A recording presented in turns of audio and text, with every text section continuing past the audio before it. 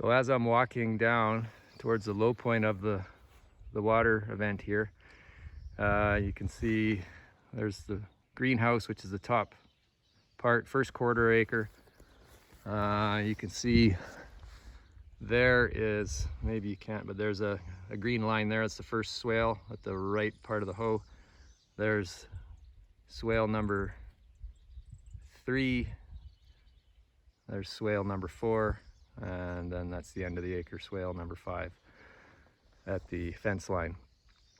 And we've got nutrient and moisture battery almost 2 years in now, and all the perennial crops we've planted along those swales are just, they've taken root now. And as we know with perennials, the law is sleep, creep, and leap. The first year they sleep, develop a root system.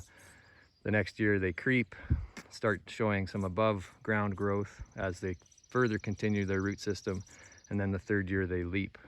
As the root system is established, the third year you start to see real growth into the canopy of the perennial. And we're starting to see that now. And next year will be a really exciting year. This year we're starting to see it. Okay, so let's walk down. You can see over there on the far end is our old backhoe that we've got building. It's digging this. It dug the swales in the inside, and now what I've learned is a perimeter swale. One thing I like about it in the past gardens that I've done is a perimeter swale acts as a speed bump, so to speak, of when you got the drying winds of August, where here there's not a drop of rain and the drying winds come across the landscape. And if you don't have a speed bump like that, they just come through your forest or your garden right off the edge, and they just dehydrate the soil, and you're irrigating more, or if you're not, you're stressing out your plants, and to a point where it's not beneficial. So that swale you'll see on the south end where the prevailing winds come from, that's going to act like a speed bump. And when the drying winds of August hit that, it's going to deflect the drying winds into the upper 20-30 feet above our little bioclimate, a microclimate we've created in the acre here. So that's one benefit of it. The other benefit is, I'll show you in a minute, but it's basically a moat. We've got the outside of the swale, outside of the fence, the ditch basically, and then the dirt's on the inside of the fence, burying our carbon, our logs, rotting logs. We can plant on the inside of the fence, and then the outside of the fence is a ditch that basically keeps the roaming cattle here in BC that are by law have more rights than any of us. They come here, and if they get into the garden, last year they ate all of our cabbage, much to our disappointment, and I was happy for them though. But anyways, that moat, that ditch keeps them out. They don't like going down into the ditch to try and get into the fence. It basically discourages them completely. So I'm pretty excited about that. I'll show it to you more close up in a second here.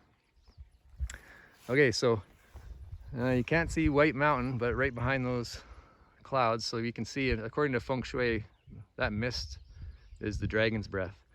So the mountain breathes moisture.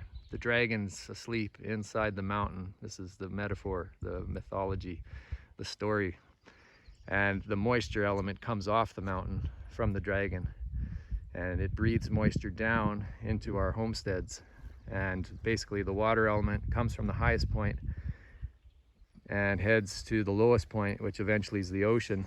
Down there's if you could see through all this, you would see the Thompson River, one of BC's biggest rivers, a few, maybe 10 kilometers down the mountain here, and it's heading towards the Pacific as it meets the Fraser, the other biggest river in our province.